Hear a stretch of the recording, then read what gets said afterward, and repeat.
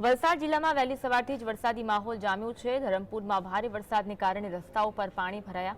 શહેરના station road પર વરસાદી પાણી ભરાઈ જવાના કારણે વાહન ચાલકો અને રાહદારીઓને પરેશાન થવાનો વારો આવ્યો। જિલ્લામાં ભારે વરસાદની આગાહી આજે વ્યક્ત થઈ છે। આથી વલસાડ જિલ્લાના તમામ તાલુકાઓમાં નોંધપાત્ર વરસાદ વરસ્યો હતો।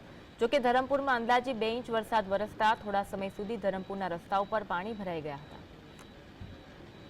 વલસાડના ધરમપુરમાં ભારે વરસાદ વરસ્યો, જેના કારણે થોડા જ વરસાદ વરસ્યો તેમાં પાણી ભરાવાની સમસ્યા જોવા મળી હતી।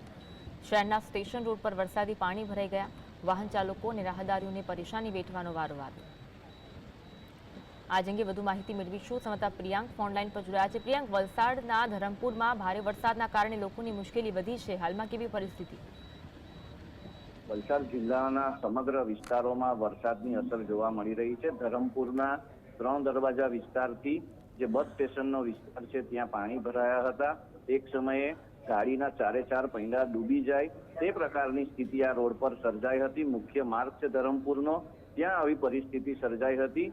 તો નજીકના એક ગામની અંદર જે પ્રમાણે એક નીચાણવાળો પુલ હતો તેની અંદર એક ગાડી ફસી ગઈ હતી। ટ્રેક્ટરની મદદથી તેને કાઢવામાં આવી હતી। કાર ચાલકને પણ બચાવી લેવામાં આવ્યો હતો। આમ વરસાદની અસર દરેક જગ્યાએ જોવા મળી રહી છે। નીચાણવાળા પુલો પર પાણી વહી રહ્યું છે, તો બીજી તરફ શહેરી વિસ્તારની અંદર પણ જે અંડરપાસ છે તેમાં પણ પાણી ભરાવાની શરૂઆત થઈ છે।